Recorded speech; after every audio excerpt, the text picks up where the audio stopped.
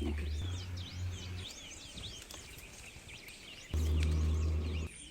Hi guys, today we are making a green banana salad, quick and easy. Now let's look at the ingredients.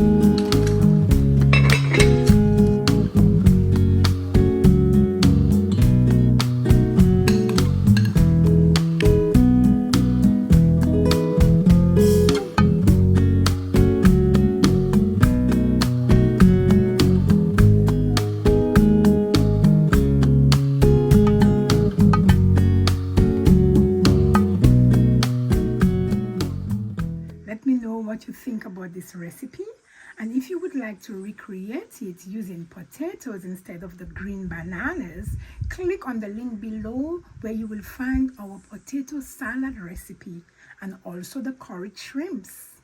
Thanks for watching. Don't forget to like and subscribe. Till next time, bon appetit!